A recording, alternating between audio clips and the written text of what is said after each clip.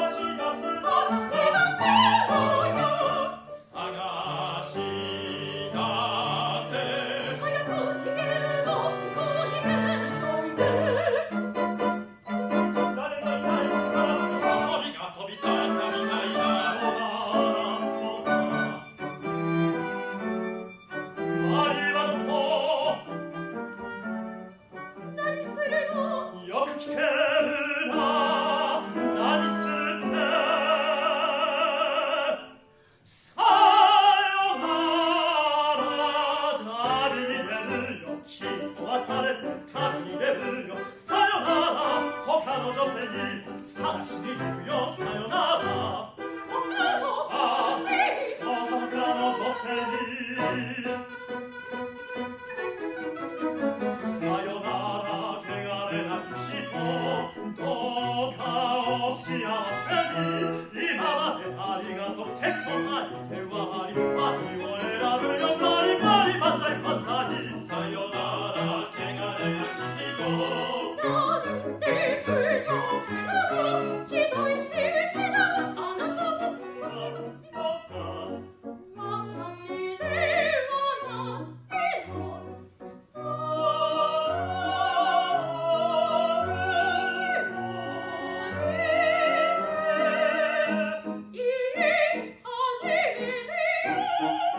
それは本当に失礼よ。いいのよ気にしないで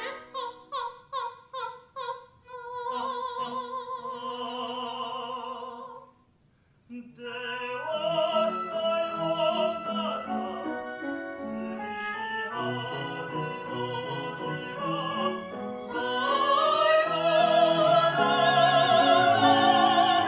君が知って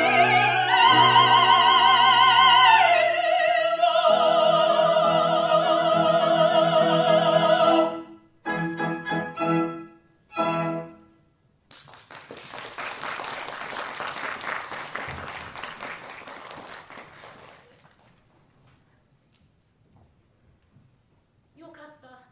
すべては私の思い込み。東屋にいた太閤電工は偽物だった。私の夫は浮気などしていなかった。